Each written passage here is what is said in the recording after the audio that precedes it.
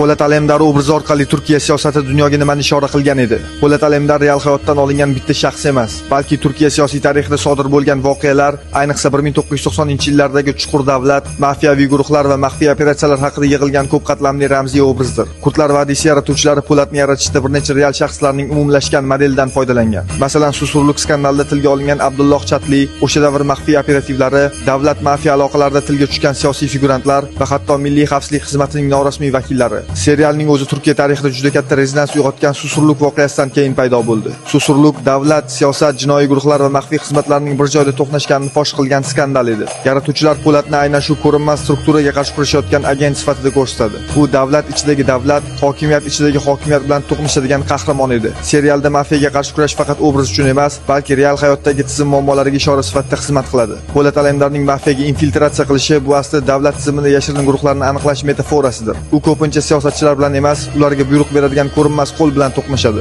Kino yaratuvchilari Po'lat obrazida oddiy gangsterlarni emas, balki xalq ko'rmaydigan, lekin siyosatni boshqarishga uringan maxfiy tuzilmalarni ko'rsatmoqchi bo'lgan. Shu bois Po'lat nafaqat kuchlatadi, balki siyosiy strategiya bilan harakat qiladi. U siyosatchilarning emas, tizimning niqobsiz qiyofasini ochishga urinadi. Tanqidchilar va siyosatshunoslar serialni tahlil qilganda aytishadiki, Kurdlar vadisi Turkiya jamiyatida ochiq ayta olmaydigan mavzularni kino tili orqali gapirdi. Davlat ichidagi ikki qutb, siyosiy manipulyatsiyalar, mafkuraning qurolga aylanishi, xalqning nomidan yashirin kuchlarning harakat qilishi haqida gapirdi. Po'lat Alemdar ana shu murakkab tizimda toza davlat idealini himoya qiladigan, korrupsiya va maxfiy guruhlarga qarshi kurashadigan qahramon sifatida qurilgan. Yaratuvchilarning o'zi ham bir necha intervyularda Po'lat bitta odamdan emas, balki Turkiyaning yashirin tarixidan tug'ilgan obraz ekanini ta'kidlagan. Serialning mashhurligi va kuchli siyosiy rezonansi shuni ko'rsatadiki, Po'lat obrazi tomoshabinni mast qiladigan bir qahramon emas, u real hayotdagi tuzilmalar, skandallar va hokimiyat ichidagi kurashlarning ramziy timsoliga aylangan.